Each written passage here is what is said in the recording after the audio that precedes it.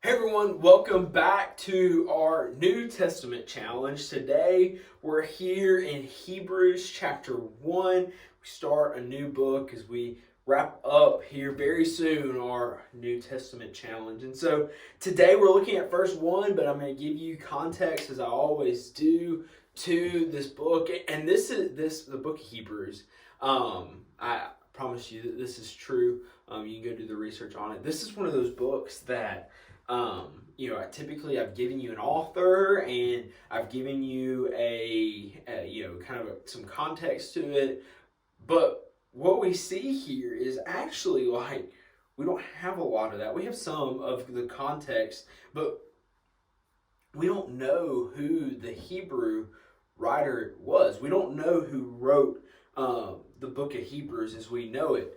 There are plenty of people who speculate and think and maybe, but I always like to err on the side of caution and say, well, it does not say, so therefore we do not know. And so that's where I'm going to stand on this, and we're not going to go into speculation. But really, here, this writer, he is writing he's talking about how great Jesus is. He felt like the people here were wavering in their faith and their walk with the Lord, and he was going to come and to give guidance, clarification, and realignment of their faith. And so let's look at verses 1 through 4. It says, long ago, God spoke to our answers by the prophets at different times and in different ways. In these last days, he has spoken to us by his Son.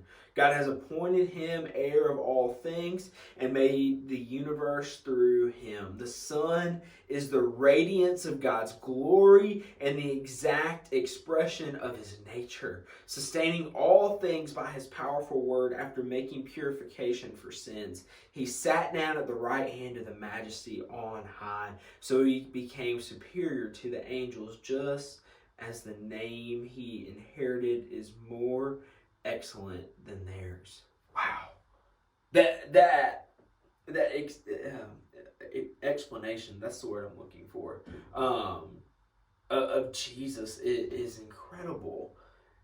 He goes through and he talks about how God spoke to different people. He spoke to prophets, and we, as you read through the Old Testament, you see different people that God spoke to and how he used them.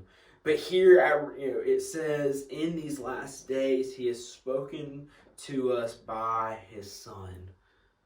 So at this moment, God has sent his Son down to speak life, to speak into the people.